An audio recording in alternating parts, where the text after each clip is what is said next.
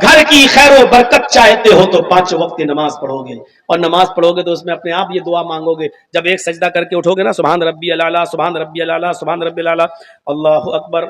اب آپ بیٹھے ہو، دوسرا سجدہ کرو گے، دوسرے سجدے سے پہلے بیٹھ کر کیا دعا پڑھنی پڑتی ہے؟ 2 مرتبہ پڑھیے رب اغفر لی، رب اغفر لی. بہت آسان ہے. اور ایک اور دعا آتی ہے، وہ دعا بھی بہت سے لوگ پڑھتے ہیں، اللہم اغفر لی ورحمنی وہدنی وعافنی ورزقنی. کیا دعا ہے؟ اللہم اغفر لی، اللہ میری مغفرت فرما، ورحمنی میرے اوپر رحم فرما، وہدنی مجھے ہدایت دے، وہدنی مجھے ہدایت دے، وعافنی اور مجھے صحت و عافیت نواز، ورزقنی اور مجھے رزق حلال عطا فرما. 5 وقت کی نماز جب مسلمان مسجد میں آ کر پڑھے گا، اور 5 وقت کی نماز میں ایک رکعت میں 2 سجدے ہوتے ہیں، ایک مرتبہ اس کو ہر رکعت میں یہ دعا مانگنا پڑتی ہے، ورزقنی مجھے رزق عطا فرما. اگر اس نے ظہر کی 10 رکعت پڑھی تو 10 مرتبہ کہا ورزقنی. اگر اس نے عصر کی 4 سنت 4 فرض پڑھی تو 8 مرتبہ کہا ورزقنی. اس نے مغرب کی 5 رکعت پڑھی تو 5 مرتبہ کہا اس نے ورزقنی. عشاء کی کم سے کم اس نے 7 رکعتیں پڑھی، 4 فرض 2 سنت 1 وتر، تو 7 مرتبہ اس نے کہا ورزقنی. میرے بھائیو غور کرو کہ ایک دن میں کتنی مرتبہ وہ اللہ سے کہہ رہا ہے کہ اللہ مجھے رزق عطا فرما، اللہ مجھے برکت والا رزق دے، اے اللہ میری روزی روٹی میں اضافہ دے، یعنی اللہ میرے کاروبار میں برکت عطا فرما. نماز پڑھو گے تو ملے گی یہ برکت. عمر ابن عبدالعزیز کے پاس شکایت کی گئی کہ اس بستی کے اندر کوئی بھی آدمی روزہ نہیں رکھتا ہے. ایک بستی ہے، اس بستی کے اندر کوئی بھی آدمی روزہ نہیں رکھتا ہے. عمر ابن عبدالعزیز نے حکم دیا پوری بستی کے لوگوں کو بلاؤ. پوری بستی کے لوگوں کو بلایا گیا. عمر ابن عبدالعزیز نے حکم دیا ان کو کھڑا کر دو، ان کو کھڑا کر دیا گیا. عمر ابن عبدالعزیز نے کہا کوڑا دے دو جلاد کو، کوڑا دے دیا گیا سپاہیوں کو، اور کہا کہ اس کوڑے کو مارنا شروع کرو اور سب کو 50-50 کوڑے لگاؤ، درے لگاؤ، یہ بے نمازی لوگ ہیں. ایک پولیس والا آواز دیتا ہے کوڑا لگانے سے پہلے کہ امیر المومنین، ان پوری کی پوری بستی میں ایک آدمی جو بیچ میں کھڑا وہ روزے دار ہے، وہ روزہ رکھتا ہے، میں جانتا ہوں کہ اس کا روزہ کبھی نہیں چھوٹتا، وہ روزے دار ہے. عمر ابن عبدالعزیز نے کہا اس کو نکال لو. اس کو ہٹاؤ. کہاں ہے وہ؟ اس کو نکالا گیا. ادھر آؤ بھائی، تم تو روزے سے ہو. کہا جی. پورے رکھتے ہو؟ کہاں. عمر ابن عبدالعزیز نے کہا اس کو داہنے طرف کھڑا کرو اور اسی کو سب سے پہلے کوڑے مارو. روزے دار ایک روزہ نہیں چھوڑتا ہے، لیکن عمر ابن عبدالعزیز کہہ رہے ہیں اس کو داہنی طرف کھڑا کرو. یہ بے روزداروں کو بعد میں مارنا، پہلے اس کو مارو اور 50 کوڑے اس سے شروع کرو. کیونکہ یہ اکیلے روزہ رکھتا ہے اور پوری بستی میں نافرمانی ہوتی رہی، لوگ روزہ چھوڑتے رہے، لیکن یہ کسی کو یہ نہیں کہتا کہ اللہ کے عذاب سے ڈرو، تم بھی روزہ رکھو. یہ اللہ کی تبلیغ نہیں کرتا ہے، یہ قرآن و حدیث کی دعوت نہیں دیتا، یہ لوگوں کو برائیوں سے نہیں روکتا ہے. خود روزہ رکھ رہا ہے لیکن لوگوں کو نہیں رکھنے کا حکم دے رہا ہے. خود اچھے کام کر رہا ہے لیکن لوگوں کو اچھے کام کی طرف نہیں بلا رہا ہے. اسی سے شروع کرو، اسی سے شروع کرو. یہ آدمی ڈبل مجرم ہے. میرے بھائیوں سوچو تو صحیح، ہم کہاں ہیں؟ میرے بھائیوں ہم ان کے بارے میں کہہ رہے ہیں جو نماز تو پڑھتے ہیں لیکن اذان ہوتے ہی نہیں جاتے، بلکہ اپنا کام نپٹانے کے بعد مسجد میں جا رہے ہیں نماز پڑھنے کے لیے. اذان اس لیے تھوڑی ہے کہ اپنا کام نپٹا لو. اذان کا مطلب حی علی الصلاۃ، آؤ نماز کی طرف، حی علی الصلاۃ، آؤ اللہ کی عبادت کی طرف، حی علی الفلاح، آؤ کامیابی کی طرف، آؤ کامیابی کی طرف، آؤ فلاح و بہبودگی کی طرف. اگر تمہیں اللہ کی عبادت کرنا ہے تو کامیابی ملے گی.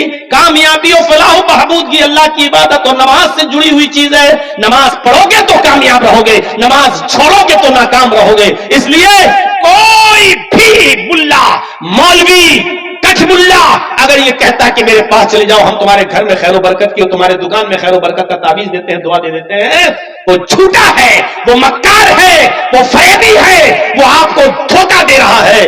میرے بھائیوں اگر دعاؤں سے روزی روٹی کی برکتیں ہونے لگے تو محمد رسول اللہ کبھی اپنے پیٹ پہ پتھر نہیں باندھتے. کبھی 2 مہینہ نبی کے گھر میں چولہا بن رہی ہوتا.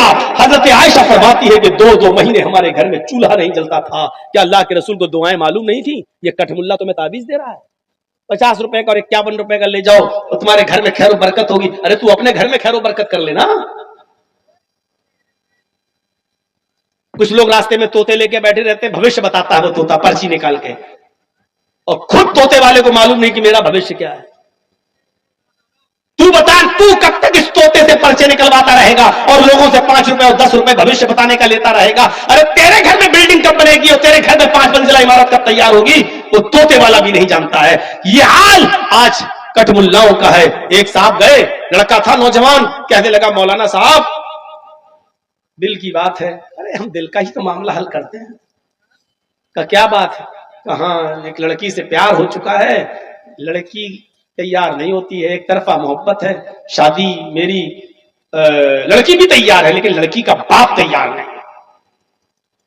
अरे क्या बात करते हो, ये ताबीज मैं दे रहा हूं, ले लो, गले में डालकर सीधे लड़की के बाप के सामने आ जाना, लड़की का बाप अपनी बेटी को लेके खुद तेरे घर पे आएगा। लेकिन तुम्हें बेटी का नाम लड़की का और लड़की के बाप का नाम बताना पड़ेगा क्योंकि ताबीज में लिखा जाता है। अब लड़का फंस गया बेचारा। अब बड़ी मुश्किल से बताया कि हाँ उसका नाम है मरियम। ठीक है, उसके बाप का नाम? तो बाप का नाम मत पूछो तो अच्छा है, तो नहीं साहब बताओ। तो उसने कहा कि वो आप ही की बेटी है, आप अपना नाम डाल दीजिए। कमीने, सुअर, उठाया जूता तो मेरी बेटी से है? भाई जब दीन का काम था, जायज काम था, तो ताबीज क्यों नहीं दिया? और जब अपना नाम सुना कि मेरी बेटी से ये प्यार कर रहा तो तू जूता चप्पल उठा रहा है। इसका मतलब जो चीज तू अपने लिए पसंद नहीं कर रहा है, फिर दूसरों की बहन बेटी के लिए कैसे तू ताबीज दे रहा है? कहां की शरीयत है ये? कहां का मामला है? ऐसे पाखंडियों से होशियार रहना। घर की खैर व बरकत चाहते हो तो 5 वक्त की नमाज पढ़ोगे, और नमाज पढ़ोगे तो उसमें अपने आप ये दुआ मांगोगे। जब एक सजदा करके उठोगे ना, सुभान रब्बी अल-आला, सुभान रब्बी अल-आला, सुभान रब्बी अल-आला, अल्लाहु अकबर। अब आप बैठे हो, दूसरा सजदा करोगे, दूसरे सजदे से पहले बैठकर क्या दुआ पढ़नी पड़ती है? 2 मरतबा पढ़िए, रब्बिग़फिरली, रब्बिग़फिरली। बहुत आसान है। और एक और दुआ आती है, वो दुआ भी बहुत से लोग पढ़ते हैं, अल्लाहुम्मा ग़फिरली वरहमनी वहदनी वआफिनी वरज़ुक़नी। क्या दुआ है? अल्लाहुम्मा ग़फिरली, अल्लाह मेरी मग़फ़िरत फरमा, वरहमनी मेरे ऊपर रहम फरमा, वहदनी मुझे हिदायत दे, वहदनी मुझे हिदायत दे, वआफिनी और मुझे सेहत व आफियत नवाज, वरज़ुक़नी और मुझे रिज़्क़ हलाल अता फरमा। 5 वक्त की नमाज जब मुसलमान मस्जिद में आकर पढ़ेगा, और 5 वक्त की नमाज में एक रकात में 2 सजदे होते हैं, एक मरतबा उसको हर रकात में ये दुआ मांगना पड़ती है, वरज़ुक़नी मुझे रिज़्क़ अता फरमा। अगर उसने ज़ोहर की 10 रकात पढ़ी तो 10 मरतबा कहा वरज़ुक़नी। अगर उसने असर की 4 सुन्नत 4 फर्ज पढ़ी तो 8 मरतबा कहा वरज़ुक़नी। उसने मगरिब की 5 रकात पढ़ी तो 5 मरतबा कहा उसने वरज़ुक़नी।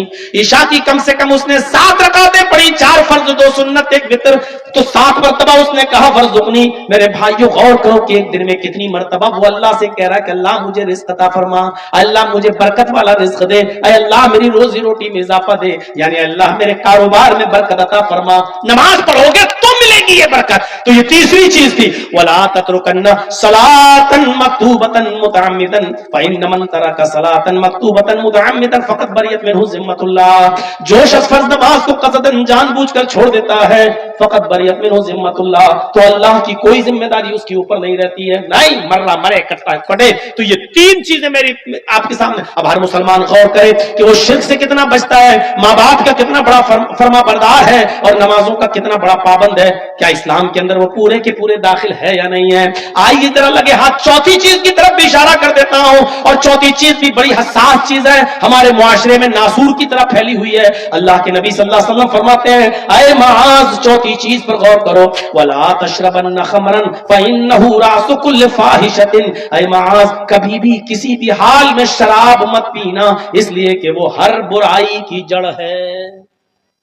हमारा नौजवान तबका गौर करे कि वो कितनी शराब पी रहा है कि नहीं पी रहा है। और मेरे भाइयों माफ करना, बहुत ही मौजरत के साथ, हम शराब सिर्फ पीने वाली चीज ही को नहीं समझते हैं। शराब सिर्फ पीने वाली चीज ही नहीं होती है, हम हर नशे वाली चीज को उसमें शामिल समझते हैं। इसमें बीड़ी हो, सिगरेट हो, पान हो, गुटखा हो, तंबाकू हो, खैनी हो, हर इस चीज को मैं इसी चीज में शामिल मानता हूं। इसलिए अल्लाह के नबी सल्लल्लाहु अलैहि वसल्लम ने इन तमाम चीजों के इस्तेमाल को हराम करार दिया है। अकरू मकरू ये दूसरे लोगों में होगा, हमारे यहाँ मकरू कोई चीज ही नहीं है। मेरे भाई जो इस्लाम में 2 ही चीजें हैं, तो हलाल है या हराम। अगर कोई चीज मकरू है तो इसका मतलब ये है कि दिल चाहे तो छोड़ दो और दिल चाहे तो पी लो। तो मेरे भाई जो इसका मतलब तो ये हुआ कि वो हलाल के जुमरे में है। حلال کے زمرے میں. تو اس لیے یہ کہنا غلط ہے کہ یہ مکروہ ہے، مکروہ نہیں ہے. شراب کو ہاتھ مت لگانا، فَإِنَّهُ رَأْسُ كُلِّ فَاحِشَةٍ، یہ ہر برائی کی جڑ ہے. شراب صرف برائی نہیں ہے، بلکہ ایک شراب کے پینے کے بعد دوسرے گناہ کرنے کا بھی، یعنی شراب پینا خود ایک گناہ، لیکن شراب پینے کے بعد اور بھی گناہ ہونے لگتے ہیں. شراب پی کے ٹن گھر میں گھسے، ماں کریے منع کیا تھا پھر پی کے آیا، اور تیری ماں کا، تیری اپنی ماں کو ہی ماں بہن کی گالی، اپنی بہن کو بھی گالی، باپ کو گالی، بھائی کو گالی، اور ایسی گندی گندی گالی جو تو نشے میں دیتا ہے جس کو کوئی مرد بھی سننا گوارا نہیں کرتا، تیرے گھر کی عورتوں کو سننا پڑتا ہے. حضرت عثمان غنی رضی اللہ تعالیٰ عنہ سے روایت ہے کہ ایک پرانے زمانے کا واقعہ اللہ کے نبی صلی اللہ علیہ وسلم نے بیان کیا کہ ایک بڑا نیک آدمی تھا، بہت عبادت گزار آدمی تھا. سنن نسائی کی روایت ہے. بہت نیک اور پرہیزگار آدمی تھا اور ہر طریقے کے گناہ سے بچا ہوا تھا، لیکن کپڑے کا بزنس کرتا تھا. اپنے سر پر کپڑا لاد کر محلے محلے گاؤں گاؤں جا کر کپڑا بیچتا تھا. اس زمانے میں ایک عورت تھی جو بیوہ ہو چکی تھی، لیکن بڑی عیاش تھی، بیوہ ہو چکی تھی، اور وہ نوجوانوں کو اپنی طرف مائل کرتی تھی. جو خوبصورت لڑکا دیکھتی تھی اس کو اپنی طرف مائل کرنا چاہتی تھی. اس کی یہ خادمہ تھی، ایک نوکرانی تھی. اس نے اپنی نوکرانی کو حکم دیا کہ دیکھو کوئی خوبصورت لڑکا اگر تمہیں نظر آئے تو اس کو میرے پاس لے کر آنا. اس کی نوکرانی نے ایک دن اس کو بتایا کہ ایک شخص جو کپڑے کا بزنس کرتا ہے، اپنے سر پر کپڑا لاد کر بازاروں میں اور دکانوں میں اور ادھر سے ادھر محلے میں بیچتا ہے. بڑا خوبصورت آدمی ہے، بڑا خوبصورت نوجوان ہے، کہو تو میں اس کو لے کر آؤ. کہا کہ ٹھیک ہے اس کو لے کر آؤ. جیسے ہی اس نوکرانی نے اس نوجوان کو دیکھا تو کہنے لگی کہ میری مالکن ہے، وہ تمہیں بلانا چاہتی ہیں اور تم سے کوئی مسئلہ پوچھنا چاہتی ہیں. چلو قرآن و حدیث میں نہیں، تم اس کو یعنی اس مذہب کے مطابق اس کا مسئلہ بتا دو.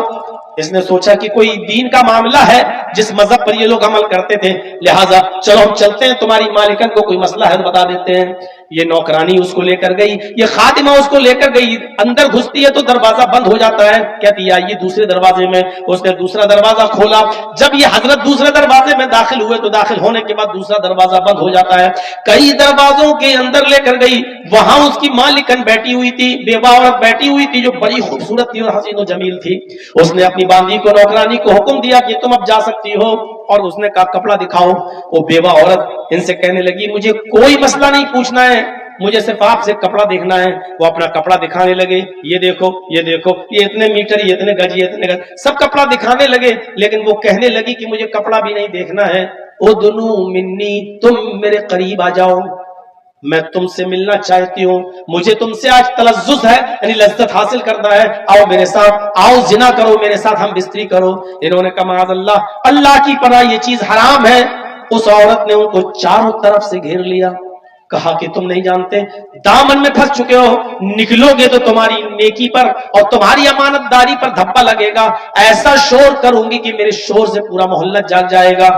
اب تمہارے سامنے 3 راستے ہیں، ان میں سے تمہیں ایک پر عمل کرنا ہے، یا پھر سمجھ لو کہ تم پورے علاقے میں رسوا ہو جاؤ گے اور لوگ کہیں گے دیکھو عبادت کرتا ہے اور کام اتنا برا ہے، اتنے کمرے کے اندر گھس کر ایک عورت کے ساتھ زنا کرنا ہے، ہم تو فوراً تمہارے اوپر الزام لگا دیں گے.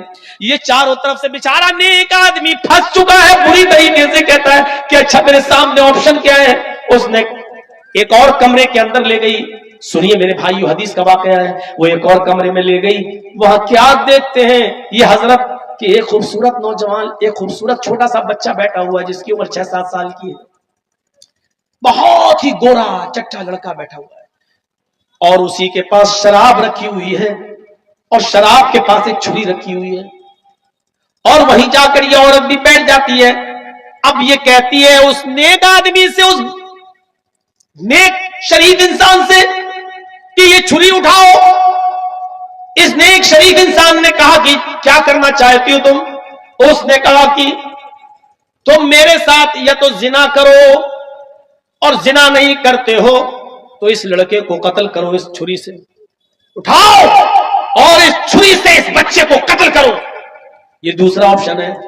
اور یہ بھی نہیں کر سکتے ہو تو یہ شراب رکھی ہوئی ہے، تم شراب پی لو، جاؤ اتنا کام کر لو، ہم چھوڑ دیں گے. تینوں میں سے کوئی کام، یا تو اس بچے کو قتل کرو، نہیں کرو گے میرے ساتھ زنا کرو، یہ بھی نہیں کرتے ہو تو شراب پی لو.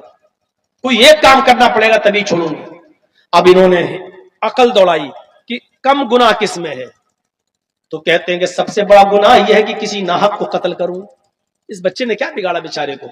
तो सबसे बड़ा गुनाह यह है कि मैं कत्ल करूं, नहीं कर सकता। उससे छोटा गुनाह यह है कि मैं इसके साथ जिना करूं। कत्ल के बाद सबसे बड़ा गुनाह जिना, तो मैं कत्ल भी नहीं कर सकता और इस औरत के साथ जिना भी नहीं कर सकता। मजबूरी है, अपनी जान बचाना है तो चलो शराब पी लेते हैं, बाद में अल्लाह से तौबा कर लेंगे कि अल्लाह मुझे माफ कर देगा।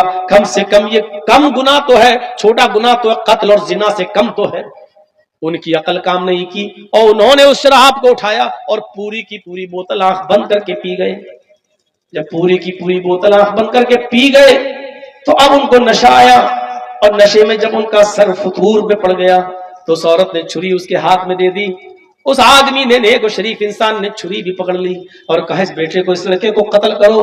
वो आदमी अब नशे में इतना चूर था कि वो उठा और उसने उस बच्चे के पेट में चाकू मारा, उसकी गर्दन पर भी चाकू मारा और उस बच्चे को भी कत्ल कर दिया। और उसके बाद उसने औरत ने उनको पकड़ के अपने ऊपर सवार कर लिया और शराब के नशे में तो थे ही, कपड़े उस औरत ने खुद उतार दिए और उस आदमी ने शराब के नशे में उस औरत के साथ जिना भी कर लिया। मेरे प्यारे साथियों, उसके बाद में मेरे अंदाजा लगाइए कि अभी तो एक गुनाह करवाया जा रहा था, अब उसने 3 गुनाह कर लिए, यानी बच्चे को कत्ल भी कर दिया, औरत से जिना भी कर लिया और शराब भी पी ली। बहरहाल शराब, ये पूरे काम करने के बाद उनको निकाल दिया गया, घर से बाहर कर दिया गया और बिलाखिर वो पकड़े गए और उनको गिरफ्तार कर लिया गया और फिर उनके ऊपर उस कानून के मुताबिक मुकदमा चला।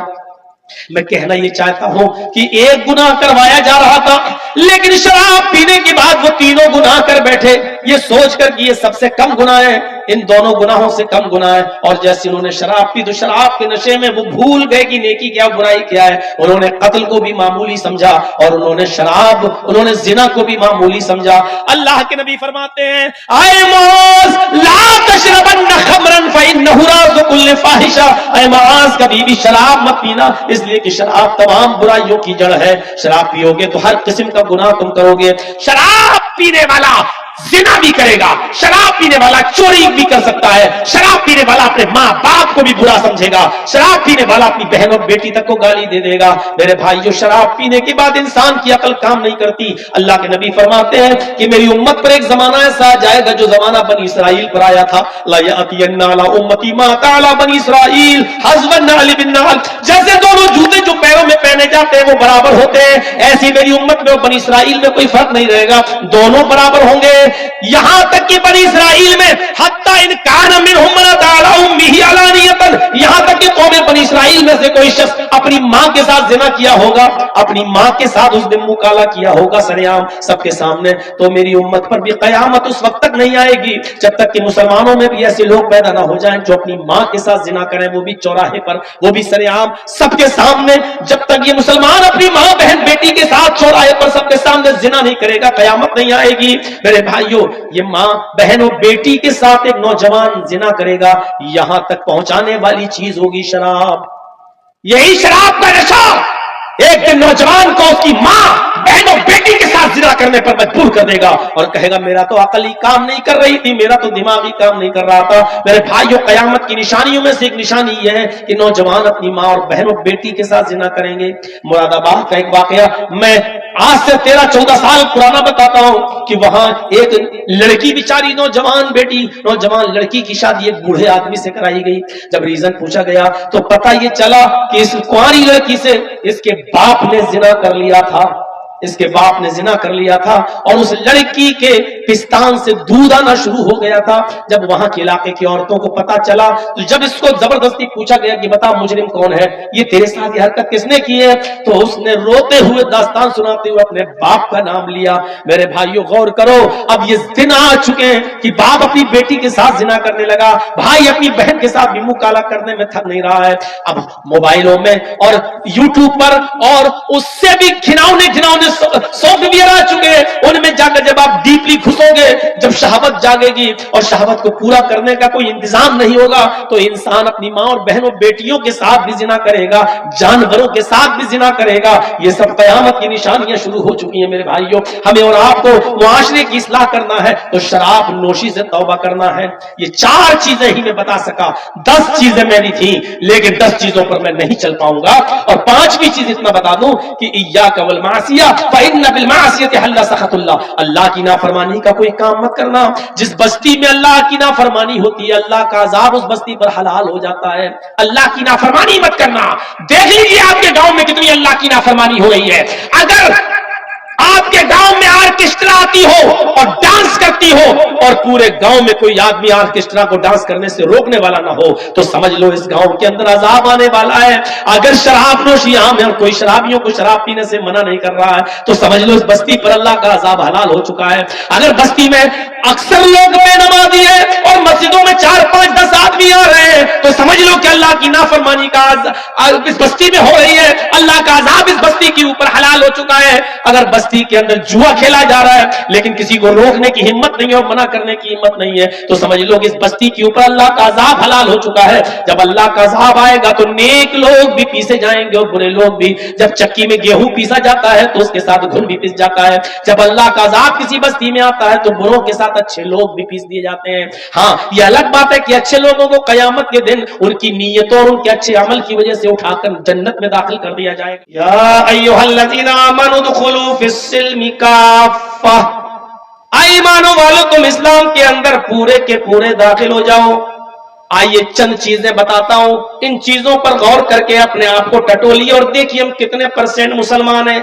حضرت معاذ ابن جبل فرماتے ہیں کہ اللہ کے رسول صلی اللہ علیہ وسلم نے مجھے 10 باتوں کی نصیحت فرمائی، 10 باتوں کی وصیت فرمائی۔ ان 10 باتوں پر میں آج کے پروگرام میں چل تو نہیں پاؤں گا، ترجمہ کر دوں گا، لیکن کچھ چیزیں میں اٹھا رہا ہوں، سنیے میرے بھائیو۔ حضرت معاذ کہتے ہیں کہ اللہ کے رسول صلی اللہ علیہ وسلم نے مجھے 10 باتوں کی وصیت کی۔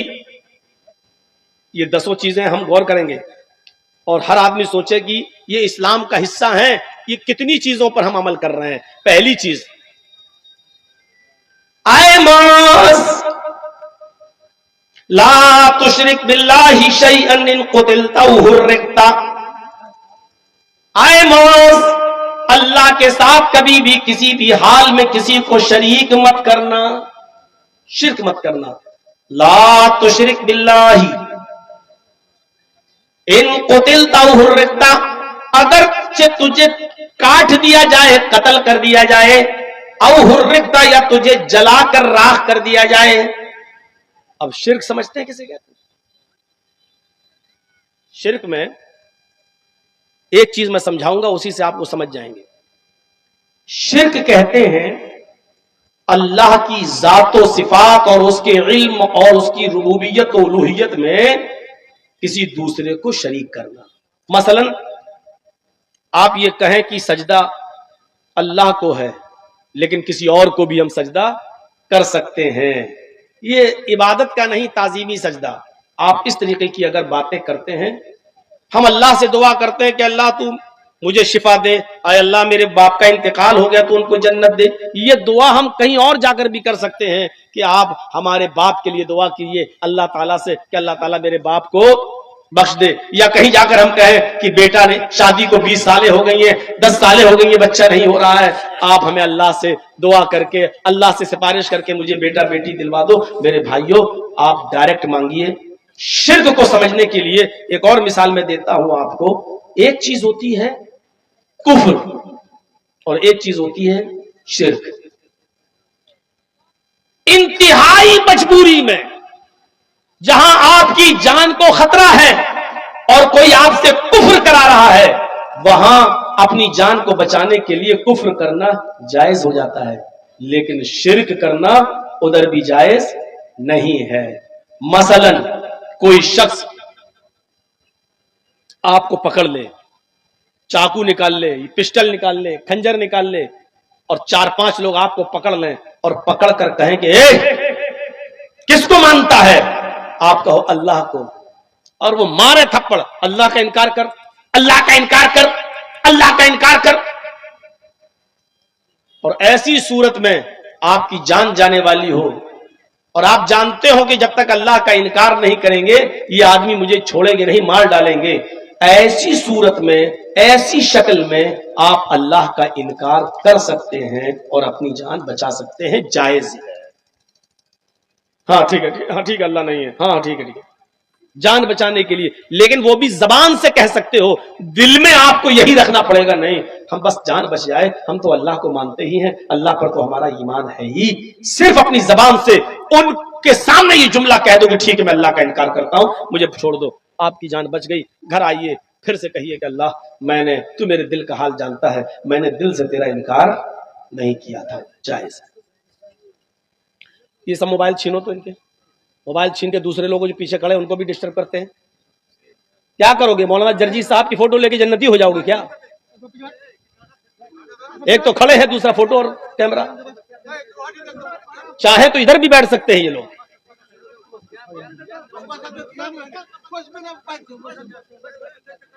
آپ تو جانتے ہیں کہ میرے نام پر جب بھیڑ ہو جاتی ہے تو اسی طریقے کا انتظام کریے.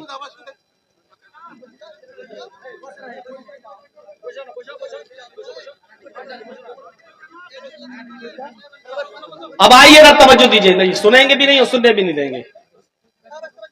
تو اللہ کا ادھر دیکھیے، اللہ کا انکار کرنے سے جان بچ رہی ہے تو بچا لیجیے. اب آئیے دوسری مثال پر، شرک کیا ہوتا ہے؟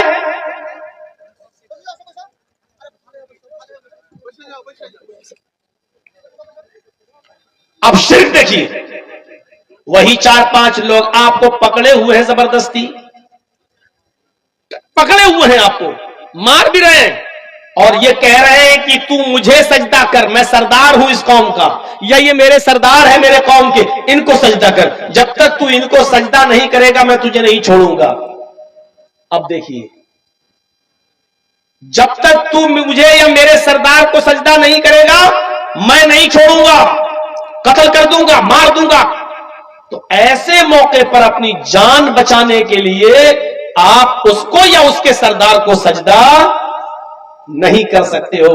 یہاں جان جا رہی ہے تو جانے دو، لیکن آپ کسی غیر کے سامنے سجدہ نہیں کر سکتے.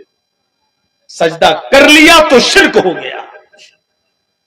اور یہاں اللہ نے کیا کہا؟ اللہ کے نبی نے لا تشرک باللہ، اللہ کے ساتھ کسی کو شریک مت کرنا. ان قتلتا او حرقتا، اگرچہ تجھے قتل کر دیا جائے یا جلا کر کوئلہ بنا دیا جائے، راکھ کر دیا جائے، اپنے جسم کو راکھ کروا لینا، لیکن کسی غیر کے سامنے سجدہ نہیں کرنا. اللہ کا انکار کر کے جان بچ رہی ہے تو بچا لینا، لیکن غیر اللہ کو سجدہ کر کے اگر جان بچ رہی ہے تو مت بچانا. اپنے آپ کو قتل کروا لینا، اپنے آپ کو مار اگر وہ ٹکڑے ٹکڑے کریں اور جلائیں تو جلوا لینا، لیکن اللہ کے علاوہ کسی غیر کے سامنے سجدہ نہ کرنا. یہی بات کہہ رہے ہیں اللہ کے نبی معاذ ابن جبل سے، آئے معاذ لا تشرک باللہ شیئا ان قتلت او حرقت. آئے معاذ، حالات کسی بھی طریقے کے ہوں، چاہے کتنے ناگفتہ ہوں، اور تم سے شرک کرایا جا رہا ہو تو کبھی بھی کسی بھی حال میں اللہ کے ساتھ کچھ بھی شرک شریک مت کرنا. ان قتلت او حرقت، اگرچہ قتل کر دیے جاؤ یا جلا دیے جاؤ. پہلی چیز. دوسری چیز پر آئیے، ہر مسلمان غور کرے، شرک کرتا ہے کہ نہیں کرتا ہے؟ بچو ان جملوں سے. کبھی کبھی ہم لوگ کہہ دیتے ہیں نا، اوفو کیا ڈاکٹر ہے یار، اس ڈاکٹر نے میرے باپ کو بچا لیا. اوفو میرا بیٹا کتنا بیمار تھا، اس ڈاکٹر کے پاس دوا لینے گئے، اس ڈاکٹر نے میرے بیٹے کو مرنے سے بچا لیا. نکل جاتا ہے ہمارے منہ سے. لیکن بچو ان جملوں سے، احتیاط برتو. آپ کو یہ کہنا چاہیے کیا شفا دی ہے اللہ نے اس ڈاکٹر کے ہاتھ میں، اس کی دوا میں. ایک خوراک کوئی کھاتا ہے، اللہ اس ڈاکٹر کی دوا سے شفا دے دیتا ہے. اللہ نے اس ڈاکٹر کی دوا میں ایسی شفا دی کہ میرے باپ بچ گئے، میرا بیٹا بچ گیا. یہ جملے بولیے. جہاں آپ نے یہ بول دیا کیا ڈاکٹر ہے یار، اس نے تو ایسی دوا دی میرے باپ کو مرنے سے بچا لیا، میرے بیٹے کو مرنے سے بچا لیا. ارے میرے بیٹا تو آخری سانسیں لے رہا تھا، ڈاکٹر کیا ڈاکٹر ہے، اس نے بچا لیا. کتنا بڑا گناہ کر رہے ہیں، اگرچہ ہمارے دل میں نہیں ہے، لیکن شرک چیونٹی کی چال سے زیادہ باریک ہے. ہمارے گھر میں کتا پلا ہوا ہے، ایک مثال دے رہا ہوں. رات بھر نگرانی کرتا ہے. چور گھسنے والے تھے ہمارے گھر میں, ڈاکہ ڈالنے والے تھے, کتے نے بھونکنا شروع کر دیا, چور بھاگ گئے. آپ نے صبح اٹھ کر کہہ دیا اوہ اگر گھر میں کتا نہیں ہوتا تو چوری ہو جاتی. اس کا مطلب یہ ہوا کہ کتے نے چوری بچائی. آپ نے کہہ دیا گھر میں کتا نہیں ہوتا تو چوری ہو جاتی. آپ یہ کہو اوہ اللہ نے اس کتے کی وجہ سے میرے گھر میں چوری بچوا دی.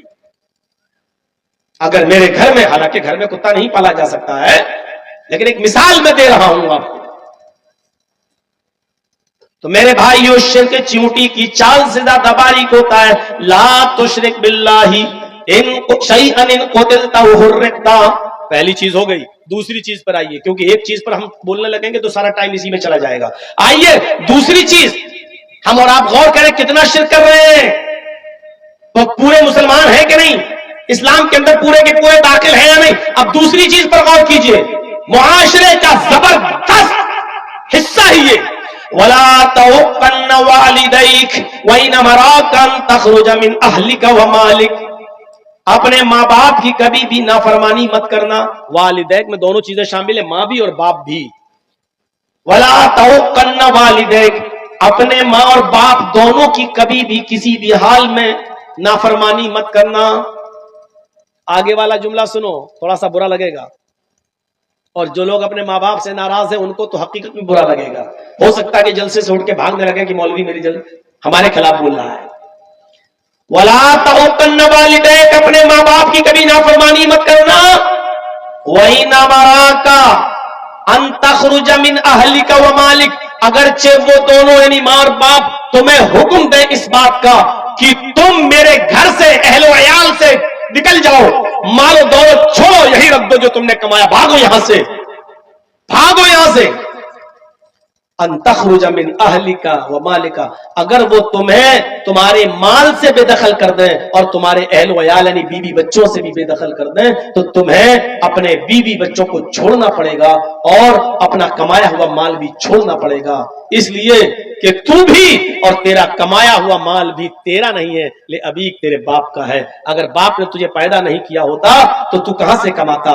تو اللہ کے نبی صلی اللہ علیہ وسلم نے فرمایا انکا ومالک لابیک, تو بھی اور تیرا مال بھی تیرے باپ کے لیے ہے. اگر وہ کہے جا بیوی بچے چھوڑ بھاگ یہاں سے, میں تجھے نکال رہا ہوں اپنے گھر سے, تو بیوی بچوں کو چھوڑ کے بھاگ جاؤ, نکل جاؤ. وہ کہے کہ سارا مال جو تم نے کمایا چھوڑو یہاں پر, رکھ دو یہاں, اور پھر تمہیں نکال دیں, تو تمہیں اپنا مال بھی چھوڑنا پڑے گا. اپنا مال کیا چھوڑو گے اپنے باپ کو. باپ کی تو وراثت میں تو پھل پھول رہے ہو, باپ کے مرنے کا انتظار کر رہے ہو کب مرے اور یہ حصہ ہمیں ملے. میرے بھائیوں, وہ اپنا مال باپ کے لیے کیا چھوڑ کر بھاگے گا. یہاں ماں باپ کا مقام و مرتبہ بتایا جا رہا ہے کہ کتنا اونچا ہے, کہ کبھی بھی کسی بھی حال میں ان کی نافرمانی نہیں کرنا ہے. حضرت ابراہیم علیہ الصلوۃ والسلام اپنے بیٹے اسماعیل سے ملنے گئے بہت دنوں کے بعد. وہ ملک شام میں تھے, جب ان سے ملنے کے لیے گئے دروازے کو کھٹکھٹایا. اسماعیل علیہ السلام کی بیوی نے دروازہ کھولا. اسماعیل کی بیوی نہیں جانتی تھی کہ یہ میرے شوہر کے باپ ہیں, یعنی میرے سسر ہیں, معلوم نہیں تھا ان کو. اور ابراہیم علیہ السلام یہ جانتے تھے جب یہ عورت نے دروازہ کھولا تو یہ میرے بیٹے کی بیوی ہی ہوگی. پوچھا بیٹی مجھے اسماعیل سے ملنا ہے. بہو نے جواب دیا بزرگوار سے کہ اسماعیل تو گھر پہ ہے نہیں, وہ تو جنگل کی طرف گئے ہوئے ہیں, گھر میں کھانے پینے کو کچھ نہیں تھا اس لیے شکار کرنے کے لیے گئے ہیں. کوئی جانور جو حلال ہوگا اس کا شکار کر کے لائیں گے تب کھانا بنے گا, وہ گھر پہ نہیں ہے.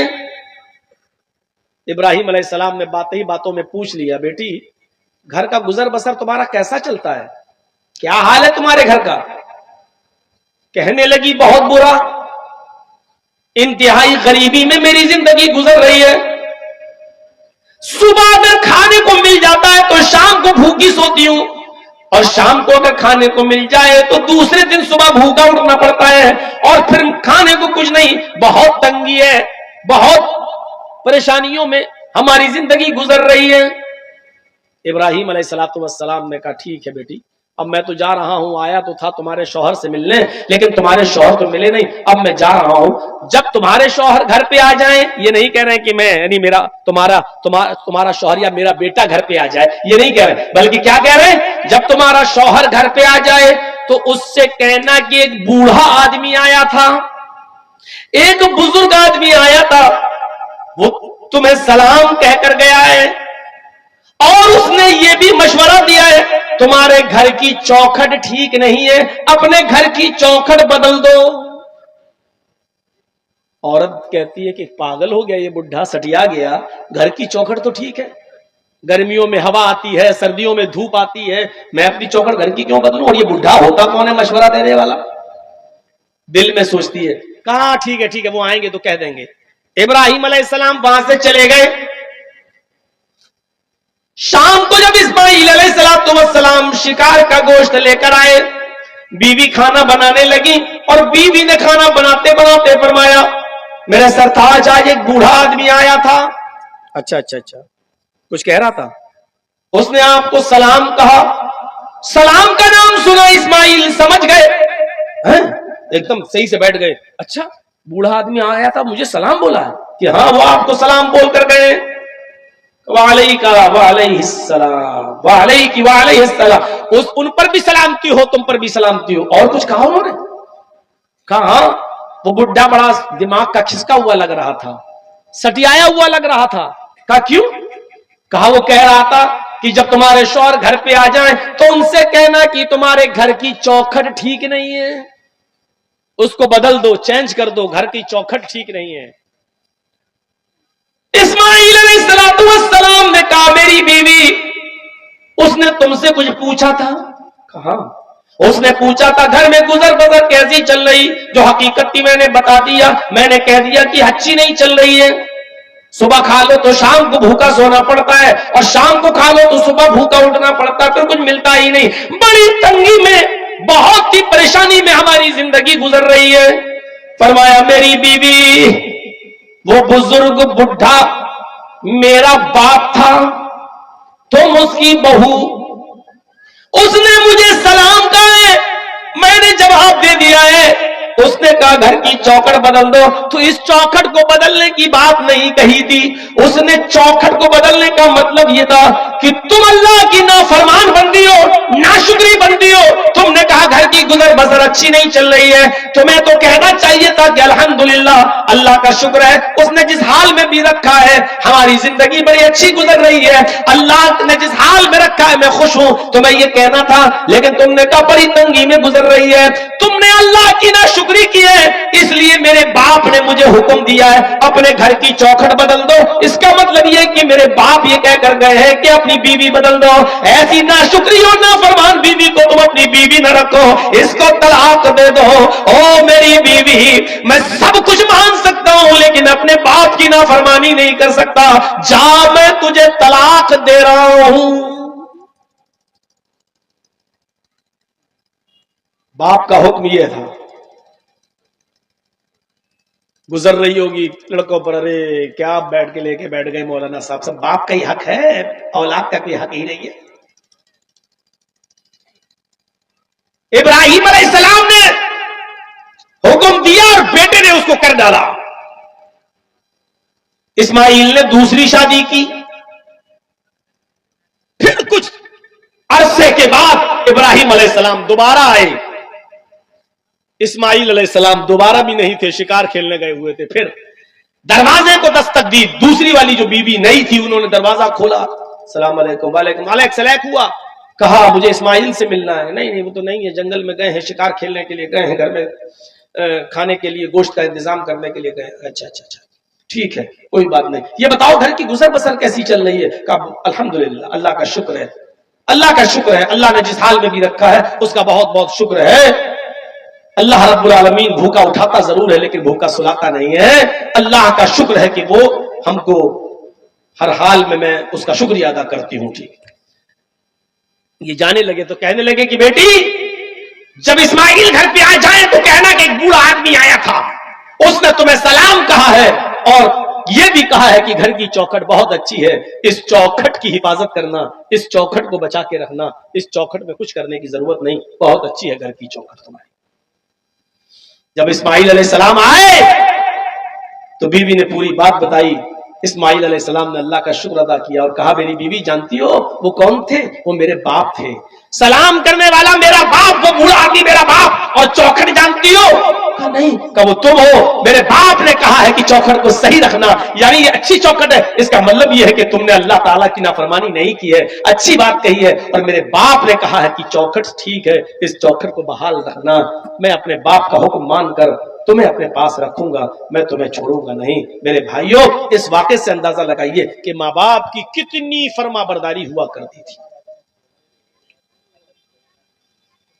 اللہ تعالیٰ نے والدین کے تعلق سے فرمایا وَقَضَىٰ رَبُّكَ أَلَّا تَعْبُدُوا إِلَّا إِيَّاهُ وَبِالْوَالِدَيْنِ إِحْسَانًا، تم ہر حال میں اللہ ہی کی عبادت کرنا، اللہ کے علاوہ کسی اور کی عبادت نہ کرنا۔ وَبِالْوَالِدَيْنِ إِحْسَانًا، اور اپنے والدین کے ساتھ احسان کرنا، اپنے باپ کے ساتھ اچھا سلوک کرنا، اپنے والدین کے ساتھ اچھا برتاؤ کرنا۔ احسان کہا ہے، احسان جانتے ہو کس کو کہتے ہیں؟ وَبِالْوَالِدَيْنِ إِحْسَانًا، اپنے ماں باپ کے ساتھ احسان کرو، اچھا سلوک۔ احسان کے اندر ہر نیکی شامل ہے، ہر نیکی شامل ہے، صرف یہی نہیں کہ اپنے باپ کی بات مان لی بس ہو گیا۔ اگر باپ بیمار ہے تو اس کا علاج کرانا یہ احسان ہے۔ باپ اٹھ نہیں پا رہا ہے، اس کو اٹھانا اور گود میں لے کر اس کو اس کے بستر پہ بٹھانا یہ احسان ہے۔ باپ بستر پہ لیٹا ہوا ہے، کہہ رہا بیٹے مجھے دروازے کے باہر کرسی لگا کر بٹھا دو، تھوڑی دیر میں باہر کی ہوا کھانا چاہتا ہوں، اور وہ اٹھ نہیں پاتا ہے، تو باپ کے لیے وہ کرسی دروازے کے باہر رکھنا اور اپنے باپ کو اپنی کمر پہ لاد کے لے جا کر اس کرسی پر بٹھا دینا، یہ نیکی میں، احسان میں شامل ہے۔ ذرا غور کرو کہ ایک صحابی اپنی ماں کو جو اندھی تھی اور ہاتھوں سے کوڑی تھی اور پیروں سے لنگڑی تھی، دانت نہیں تھے منہ میں، اس نے کہا میں عمرہ کرنا چاہتی ہوں، طواف کرنا چاہتی ہوں خانہ کعبہ کا۔ اس کا بیٹا اس کو خانہ کعبہ کی طرف لے گیا۔ اب لنگڑی تھی تو بیچاری چل نہیں سکتی تھی، اندھی تھی دیکھ نہیں سکتی تھی، اس لیے بیٹے نے اس کو اپنے کاندھوں پر لاد لیا، اپنے کاندھوں پر سوار کر لیا، اپنی گود میں اس کو اٹھا لیا اور پیٹھ پر سوار کر لیا، اور اس کے بعد بیٹا اپنی ماں کو طواف کرانے لگا۔ پانچواں یا چھٹا چکر تھا کہ ان کی مڑبھیر حضرت عمر فاروق رضی اللہ تعالیٰ عنہ سے ہو گئی۔ حضرت عمر فاروق سے علیہ ہوئی، السلام علیکم، وعلیکم السلام۔ یہ صحابی حضرت عمر سے کہنے لگے امیر المومنین یہ میری ماں ہے۔ حضرت عمر نے کہا کہ تمہیں بہت اچھی ماں ملی ہے۔ کہا امیر المومنین میں اس کا بیٹا ہوں، اپنی ماں کو خانہ کعبہ کا طواف کرا رہا ہوں، میری ماں بھی ہے، میری ماں نابینا ہے، اور میری ماں کو پیروں سے لنگڑی ہے اس لیے چل نہیں پاتی، میں نے اپنی پیٹھ پر لاد کر اس کو طواف کرانا شروع کر دیا۔ حضرت عمر نے کہا اللہ تمہیں اس کا بہتر جزائے خیر دے، بہترین بدلہ دے۔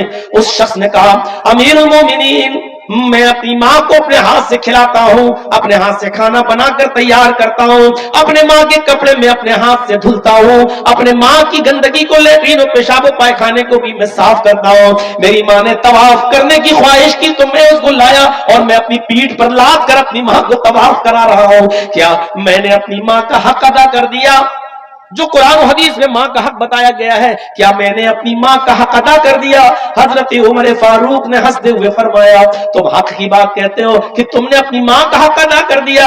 ارے سنو، جب تمہاری ماں تمہیں پیدا کر رہی تھی، جب تمہیں جن رہی تھی، جب تم اس کے پیٹ سے باہر آ رہے تھے، جب تمہاری ماں تمہیں پیدا کر رہی تھی اور درد کی وجہ سے جب وہ کراہ رہی تھی، درد کی وجہ سے جب وہ رو رہی تھی اور اس کی آواز آہ کر کے نکل رہی تھی، جب تم اپنے ماں کے بدن سے باہر آ رہے تھے اور وہ درد سے کراہ رہی تھی، چیخ رہی تھی، وہ چلا رہی تھی، اس کے منہ سے جو آہ نکلی تھی، پہلی آہ، پہلی چیخ جو اس کے منہ سے نکلی، ابھی تو نے اس پہلی آہ کا بھی حق ادا نہیں کیا، تو اپنی ماں کی پوری زندگی کا حق ادا کیا کرے گا؟ تو نے تو ابھی اپنی ماں کی پہلی آہ کا بھی حق ادا نہیں کیا۔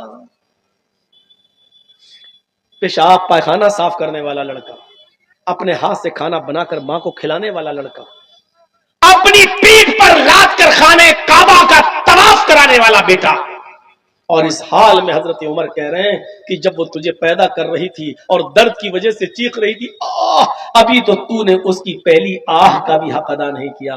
نوجوانوں ذرا سوچو، ماں اور باپ کا درجہ کتنا بڑا ہے، اس کا مقام کتنا بڑا ہے۔ ہم اسلام میں پورے کے پورے داخل ہیں، کیا ہم اپنے ماں باپ کی ایسی خدمت کرتے ہیں؟ کیا ہم ماں باپ کی ایسی خدمت، ایسی سیوا، ایسی خدمت کر رہے ہیں؟ ایسی اولاد، تاریخ کے اوراق پڑھیے تو ایسی اولاد گزرے گی کہ باپ بھی جیل میں اور بیٹا بھی جیل میں، باپ کی عمر 90 سال اور بیٹے کی عمر 50 سال، باپ بھی جیل میں اور بیٹا بھی جیل میں، لیکن دونوں پکے نمازی۔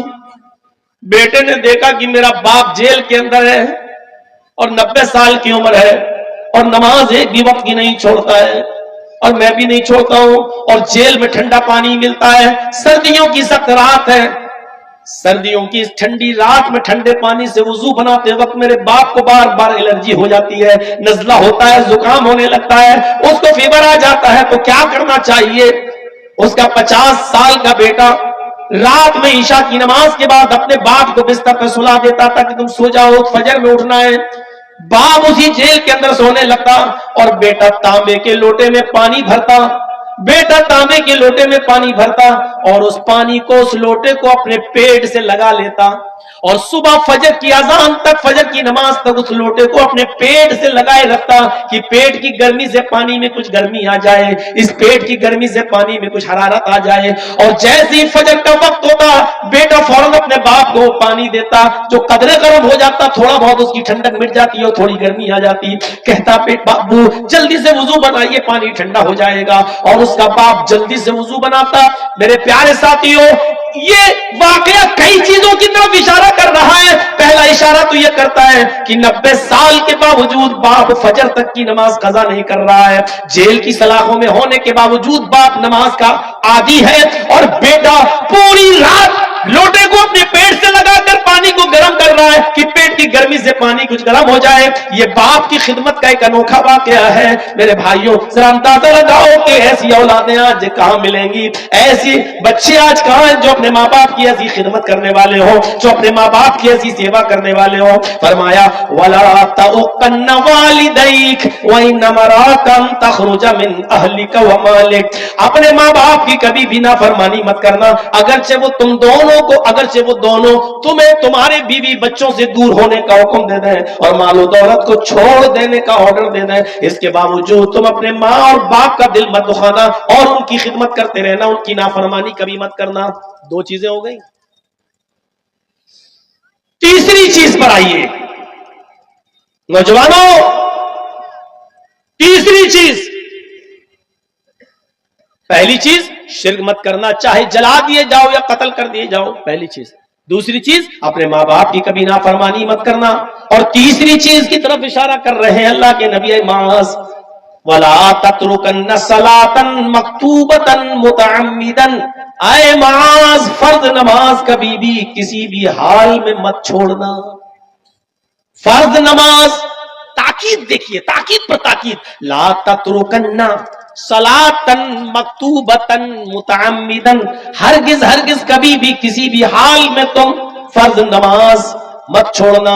صلاۃً مکتوبۃً، فرض نماز، متعمدًا قصدًا، جان بوجھ کر، عمدًا جان بوجھ کر کبھی بھی فرض نماز قصدًا مت چھوڑنا۔ ہاسپٹل جانا ہے، باپ بیمار ہے، جلدی سے لے کے جا رہے ہیں، اذان ہو رہی ہے، جلدی سے وضو بنائیے۔ مسجد میں آپ جائیں گے، 15 منٹ کے بعد جماعت ہوگی، 15 باپ حالت سیریس ہے، جلدی سے وضو بنائیے، فرض 4 رکعت پڑھیے ظہر کی، اور فوراً ایمبولینس میں بیٹھیے اور باپ کو لے کے جائیے، سنت چھوڑ دیجیے، جائیے۔ یہ ہے فرض نماز، تو کبھی بھی کسی بھی حال میں تمہیں نہیں چھوڑنا ہے۔ باپ بیمار، بیٹا بیمار، لیکن آپ مسجد میں جائیں گے دیر لگے گی، پھر 15 منٹ جماعت کا انتظار کریں گے دیر لگے گی، اس حال میں بیٹا سیریس ہو سکتا ہے، آپ کو جلدی لے کے جانا ہے، زیادہ بری کنڈیشن ہے، فوراً گھر میں 4 رکعت हल्की सी नमाज पढ़ लीजिए, इन्ना अतैनाकल कौसर फसल्लि लिरब्बिका वनहर, इन्ना शानिअका हुवल अब्तर। दूसरी रकात में कुल हुवल्लाहु अहद अल्लाहु समद लम यलिद। 4 रकात पढ़िए और फौरन अपनी औलाद को, अपने बेटे, बाप, माँ, कोई भी बीमार हो उसको लेके जाइए। ऐसे मौके पर सुन्नत छोड़ दीजिए। ये है फर्ज नमाज को किसी भी हाल में न छोड़ने का मतलब है। ला ततरुकन्ना सलातन मक्तूबतन मुतअम्मिदन कसदन अमदन, जानबूझकर फर्ज नमाज मत छोड़ना। बाप हॉस्पिटल में एडमिट है या बेटा हॉस्पिटल में एडमिट है, अब ऐसी मजबूरी में आपको क्या करना है? 4 जोहर पढ़ लीजिए, उसी के साथ 4 असर पढ़ लीजिए। पता नहीं असर में मुझे कहां जाना पड़े, बेटे का चेकअप कराना पड़े, ये कराना पड़े, तो आप जोहर के साथ असर मिला लीजिए, या जोहर को थोड़ा लेट कर दीजिए और असर को थोड़ा पहले कर लीजिए और दोनों नमाजें एक साथ पढ़ लीजिए। मगरिब और इशा भी आप ऐसे ही कर सकते हैं कि मगरिब के साथ इशा पढ़ लीजिए। आप पढ़ना है, लेकिन जो किसी भी कंडीशन में छोड़ी नहीं जा सकती है। फरमाया ला ततरुकन्ना सलातन मक्तूबतन मुतअम्मिदन, फर्ज नमाज को नमाज कभी भी किसी भी हाल में तुम्हें तर्क नहीं करना है, छोड़ना नहीं है, कसदन जानबूझकर। अगर छोड़ दोगे तो क्या होगा? फइन्न मन तरका सलातन मक्तूबतन मुतअम्मिदन फक़द बरियत मिन्हु ज़िम्मतुल्लाह, जो शख्स फर्ज नमाज को कसदन अबदन जानबूझकर छोड़ देता है, टाइम है लेकिन नहीं पढ़ रहा है, अजान हो रही है, रुक जाओ, इंडिया पाकिस्तान का मैच आ रहा है, आखिरी ओवर रह गया है, आखिरी ओवर देख ले तब जाएंगे, वो ओवर देखा तब तक मस्जिद में गया, जमात हो चुकी है। इसको कहते अमदन और जानबूझकर छोड़ना। अमदन और कसदन जानबूझकर छोड़ना इसको कहते हैं। आप दुकान पर बैठे हैं, अजान की आवाज हो रही है, अब बेटे को फोन करो, बेटे जल्दी आओ, तुम बैठो दुकान पे, मैं नमाज पढ़ने जाऊंगा। अब जब तक बेटा आ रहा है तब तक आप दुकान पे बैठ के शॉपिंग कर रहे हैं, और जब बेटा आया अब आप नमाज पढ़ने के लिए जा रहे हैं। मेरे भाइयों, जब नमाज पढ़ने के लिए मस्जिद में पहुंचे तो जमात हो चुकी है, जबकि उसूल ये था कि दुकान बंद करते, बेटे से भी कहते कि चलो नमाज पढ़ने, बाप भी पढ़ता और बेटा भी पढ़ता। मेरे भाइयों, दोनों को नमाज पढ़ना था। यह मस्जिद बन रही है इसलिए नमाज का टॉपिक उसी पर चिस्पा कर लीजिएगा, क्योंकि मस्जिद बनती ही इसलिए है कि उसमें इबादत हो, नमाज पढ़ी जाए। मस्जिद बना ली लेकिन नमाजियों से खाली रहे तो कोई फायदा नहीं। मेरे भाइयों, जरा तसव्वुर कीजिएगा, फइन्न मन तरका सलातन मक्तूबतन मुतअम्मिदन, अगर फर्ज नमाज को कसदन जानबूझकर छोड़ दिया, बरियत मिन्हु ज़िम्मतुल्लाह, तो अल्लाह की जिम्मेदारी खत्म हो जाती है। मर जहां मरना है, किसी भी हाल में तू रहे, अब अल्लाह की भी कोई जिम्मेदारी नहीं। फक़द बरियत मिन्हु ज़िम्मतुल्लाह, अल्लाह की भी जिम्मेदारी खत्म हो जाती है। एक जगह अल्लाह ताला ने कुरान में फरमाया, वमन अअरज़ अन ज़िक्री फ़इन्न लहू मईशतन ज़न्का, मेरे जिक्र से एराज करोगे तो फ़इन्न लहू मईशतन ज़न्का, हम तुम्हारी रोजी को तंग कर देंगे, तुम्हारी रोजी को बंद नहीं कहा, तंग कर देंगे। आज बताइए, ये मसला है हमारे आपके सामने के नहीं? मौलाना साहब बहुत पैसा कमाता हूं लेकिन रुकता नहीं है, बरकत नहीं होती है, मैं घर पे आता हूं 1000-2000 रुपए रोज कमाता हूं, लेकिन उससे ज्यादा खर्चे हो जाते हैं, कभी कोई बीमार कभी कोई। मेरे भाइयों, कितने लोग ऐसे हैं हमें मिल चुके हैं जो कहते हैं कि मौलाना एक महीने में हम 50-50 लाख रुपए कमाते हैं लेकिन बरकत नहीं है। गौर करें, वो ऐसा तो नहीं कि वो नमाजें तर्क करते हैं, क्योंकि जिक्र से मुराद यहां नमाज है, और अल्लाह ने कहा मन अअरज़ अन ज़िक्री, जिसने मेरे जिक्र से एराज किया, फ़इन्न लहू मईशतन ज़न्का, हम उसकी रोजी को तंग कर देंगे, हम उसकी रोजी को टाइट कर देंगे। वो कमाएगा लेकिन बचेगा नहीं, वो कमाएगा लेकिन उससे ज्यादा उसके अपने घर के बच्चे और बीवी की बीमारी में खर्च कर देगा। वो कमाएगा तो 1000 खर्चा होगा उसके घर का 5000, हम उसके खर्चे को बढ़ा देंगे, हम उसकी रोजी को तंग कर देंगे। ये अल्लाह ने कहा है। नमाज छोड़ने वालों, तुम्हें किसी मौलवी से ताबीज, गंडा और घर की बरकतों के लिए कोई दुआ पूछने की जरूरत नहीं है। तुम्हारे लिए सबसे बड़ी दुआ और सबसे बड़ा ताबीज यह है कि तुम नमाज पढ़ना शुरू कर दो। नमाज पढ़ना शुरू कर दोगे, घर में खैर और बरकत के दरवाजे खुल जाएंगे। नमाज नहीं पढ़ोगे, अल्लाह ने यह नहीं कहा रोजी बंद कर देंगे। फ़इन्न लहू मई, क्या कहा? फ़इन्न लहू मईशतन ज़न्का, जो मेरे जिक्र से एराज करेगा। और सुनो, एराज करना किसको कहते हैं? एक मिसाल ये भी समझा दूं आपको ताकि दिमाग में बैठ जाए। नमाज छोड़ने की बात नहीं कही जा रही है, नमाज छोड़ने वाला मुसलमान है या नहीं ये एक अलग टॉपिक है। अभी मैं अगर उस पर बोल दूं तो बड़ा हंगामा भी हो सकता है, इसलिए मैं फितने को हवा नहीं देना चाहता हूं। मेरे भाइयों, नमाज छोड़ने वाला या सिर्फ जुमे की जुमे नमाज पढ़ के पूरे हफ्ते नमाज छोड़ने वाला, उसको मुसलमान कहा जा सकता है या नहीं कहा जा सकता, वो एक अलग मसला है। उसके तरफ हम अभी जाना ही नहीं चाह रहे हैं, हम एक नया फितना खड़ा नहीं करना चाह रहे हैं आपके दरमियान। लेकिन इतना बता दूं आपको, यहां नमाज छोड़ने वाले को नहीं कहा जा रहा है, मना रज़ान जिक्री कहा जा रहा, जो नमाज से एराज करेगा, यानी पढ़ेगा तो लेकिन टाइम बे टाइम। एराज करना किसको कहते हैं? बच्चा रो रहा है और भूखा है और मां टीवी देख के सीरियल देख रही है। अब टीवी तो कहां, बहुत ज्यादा, अब तो वो है मोबाइल में ड्रामा देख रही है, सीरियल देख रही है मां उसकी।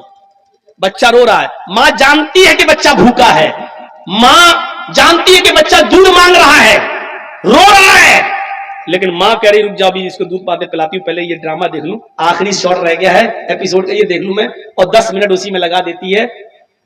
तो क्या कहा जाता है? मां अपने बच्चे से एराज कर रही है। अब जब 10 मिनट पूरा हो गया, ड्रामा खत्म हो गया, नाटक खत्म हो गया, अब मां गई, बच्चे को उठाया और उसने अपने पिस्तान से लगाया, दूध पिलाया। मां ने दूध तो पिलाया है, लेकिन फिर भी बच्चे से रूगर्दानी की है। उसको जब बच्चे को दूध पिलाना था तब नहीं पिलाया, उसने नाटक जब तक पूरा नहीं देख लिया तब तक उसने बच्चे को दूध नहीं पिलाया। तो क्या कहा जाएगा? मां ने एराज किया बच्चे से, मां ने रूगर्दानी की बच्चे से, मां ने बच्चे से मुंह फेरा, यानी नाटक में इतनी मुनहमिक हो गई कि बच्चे को भूल गई, हालांकि दूध पिलाया। ऐसे ही हम दुकान में बैठ गए, हम मैच देखने लगे, हम कहीं फंसे हैं और अजान हो रही है, नमाज अजान किया हय्या अलस सला, लेकिन हम ये काम पूरा कर लेंगे तब जाएंगे मस्जिद में, हम ये मैच पूरा हो जाएगा तब जाएंगे मस्जिद में, हमारा ये आखिरी चीज रह गई है, ये अगर हम छोड़ देंगे तो इनकम्प्लीट रहेगी, हम ये काम कर ले, ये 5 मरीज रह गए, जब तक इनको नहीं देख लेंगे तब तक, ये 5 ही तो रह गए, अभी हम इनको सबको दवा दे देते हैं। अब हम उनको देखने लगे और दुकान बंद नहीं की, देखने लगे, और उसके बाद जब 5 मरीजों को दवा दे दी, या हमने पूरा मैच देख लिया, या पूरा हमने ड्रामा देख लिया, उसके बाद, या हमने पूरे दुकानों को, कस्टमर को निपटा दिया, उसके बाद हम जा रहे हैं नमाज पढ़ने, और नमाज पढ़ी लेकिन जमात हो गई। नमाज तो पढ़ी है आपने, लेकिन जमात निकल गई। जिस वक्त हय्या अलस सलाह कहा जा रहा था उस वक्त आप नहीं गए। एक कस्टमर है मेरी दुकान पे, मांग रहा भाई 5 किलो घी दे दो या 2 किलो तेल दे दो, हय्या अलस सलाह की आवाज आई, उसी वक्त छोड़ दो आप। अब आप सोचोगे यार 5 किलो घी ले लेगा तो 1 किलो घी पर अगर हमको 20 रुपए बच रहे हैं तो 5 किलो पर 100 रुपए, चलो तौलने वल्ले में लगा दिया।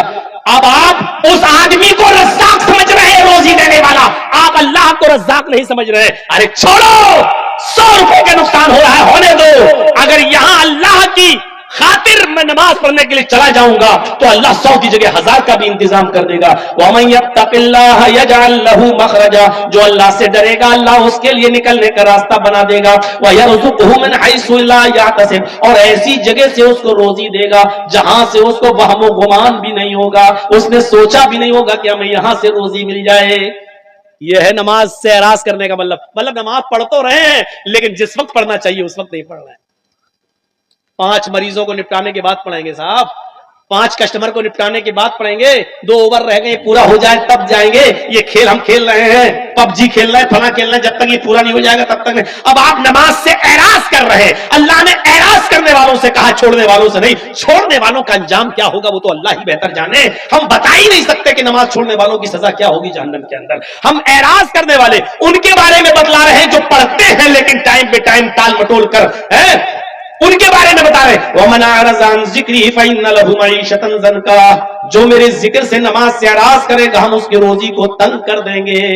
ये 5 वक्त की नमाज पढ़ने वालों का हाल है, जो नमाज तो पढ़ते हैं लेकिन टाइम बे टाइम, उनकी रोजी को हम तंग कर देंगे। तो बेनमाजियों की रोजी का क्या हाल होगा? अब आप कहो मौलाना साहब काफिर तो इतने हैं हिंदुस्तान में कि जिनकी गिनती नहीं है, अब आप बताओ उनको तो खूब मिल रही है रोजी रोटी। अंबानी को देखो कितना अमीर है। मेरे भाइयों, अल्लाह के नबी ने इनके बारे में तो कह दिया है, अब दुनिया सिजनुल मोमिन, अरे दुनिया मोमिन के लिए जेल खाना है। اور دنیا کافروں کے لیے جنت، وہ جنت الکافر، ان کافروں کے لیے دنیا میں یہ ساری کی ساری چیزیں ہیں، کیونکہ آخرت میں اللہ نے ان کو سب کو محروم کر دیا ہے، وہ آخرت میں تمام نعمتوں سے محروم ہے۔ تو کافروں کا حال دیکھ کر یہ اندازہ مت لگاؤ کہ یہ بھی تو نماز نہیں پڑھتے، ان کو تو خوب روزی مل رہی ہے۔